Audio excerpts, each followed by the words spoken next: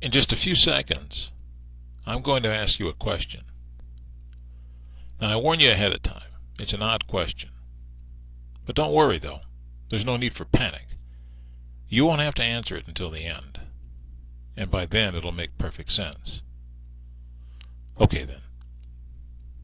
Are you ready? Good. Here's the question. Are your tusks sharp? That's right. I just asked you if your tusks are sharp. You see, I told you it was an odd question, but it's a very important one. Why, you ask? Well, like I said, it'll make sense at the end. But for now, suffice it to say that the world is a dangerous place. That's reality. But don't take my word for it. Pick up a newspaper anywhere on the planet, and you'll find evidence that what I'm saying is true.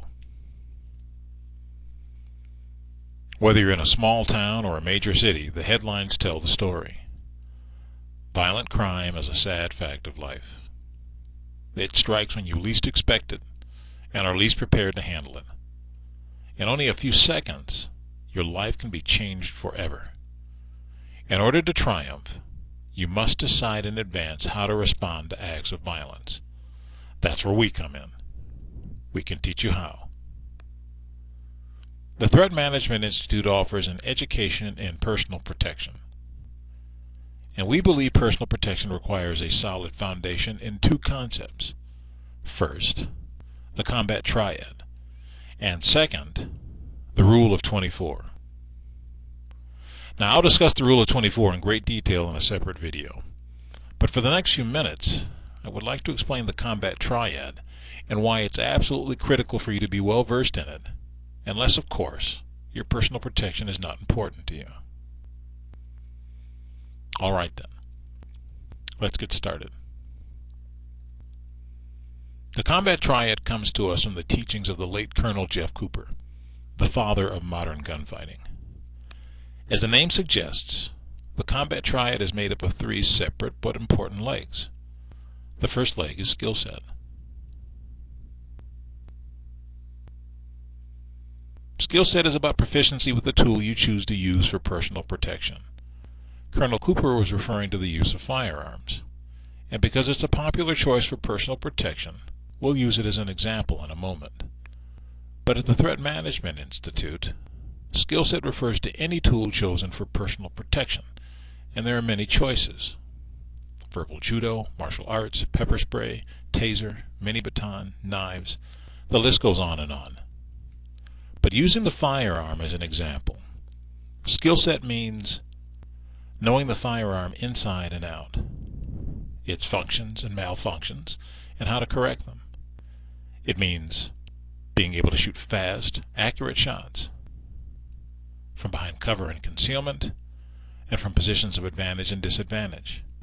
It means being able to shoot while moving forward and backward, from side to side, while kneeling and prone, whether you're seated in a car or flat on your back. All the experts agree. These are critical skills should you find yourself in a gunfight. Notice how I said gunfight, not shooting. Shooting is what most people do when they go to a gun range. They put up targets and then they stand still and shoot at them. They go shooting. Please don't get me wrong here. I acknowledge they're practicing. And hopefully they're getting better at the mechanics of running the gun in the process. But they're practicing shooting, not gunfighting. Gunfighting is different. I mean, just because you own a violin doesn't mean you're ready to play in an orchestra. It means you're ready to make noise. Likewise, just because you own a gun doesn't mean you're ready to fight with it. It means you're ready to make noise. Because gunfights aren't static affairs. You can't just stand there flat-footed, not if the goal is to win. And that's what we're all about. So if winning is not your goal, you can do yourself a favor and don't listen to me now. But if your goal is to learn how to win a gunfight, listen and understand. At the Threat Management Institute, when we teach you skill set with a firearm, first we teach you how to run the gun, and then we teach you how to run with the gun. Okay, The next leg of the combat triad is tactics. Webster's dictionary defines tactics as the art or science of deploying available means to accomplish an end. For our purpose, tactics refers to an application of a specific skill set for personal protection in order to achieve a desired outcome. Continuing with our firearm example, tactics refers to the proper use of cover and concealment, and knowing the difference between the two. It refers to using the terrain and elements and lighting and sound to your advantage and your opponent's disadvantage. It refers to understanding the safest way to approach a dangerous place or a threatening person, and if necessary, where to place your shots in order to stop the threat as fast as possible. If skill set is running with the gun, tactics is knowing where to run. All right. The third and final leg is mindset. Mindset is the foundation of the other two legs, and here's why. Violence inflicted against you by another human being triggers a fear so powerful that it can literally paralyze you.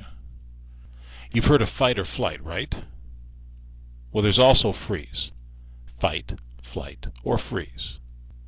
Now, fight and flight both have their merits, but freeze is not a good option. That's why you must learn to manage your fear, and that's where mindset comes into play. Mindset is about managing fear at both a conscious and unconscious level.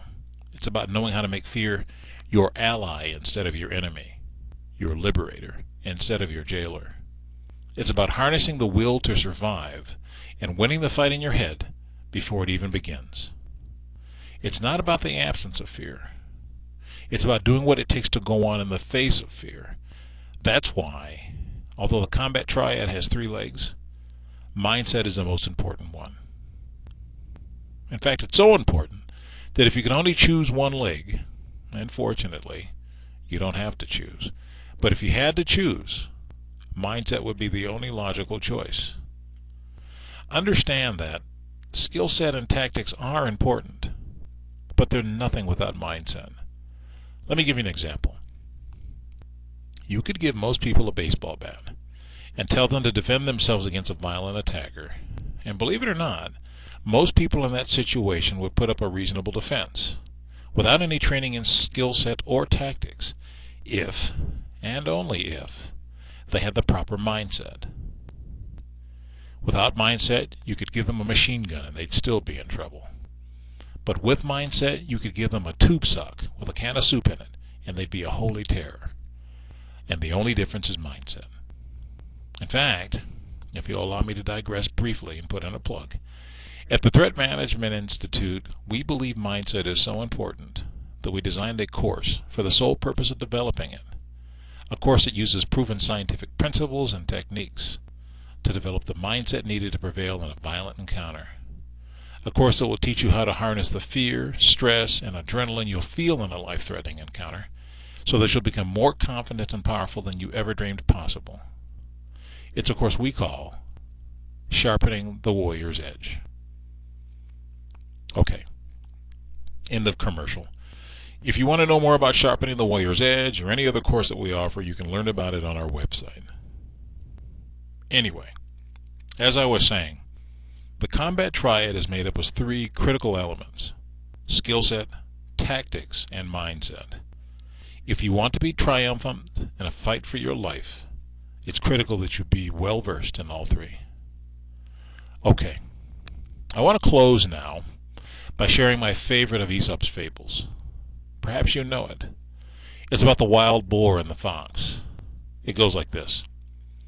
A wild boar was engaged in sharpening his tusks upon the trunk of a tree, when a fox came by, and seeing what he was at, said to him, "Why, pray, are you doing that?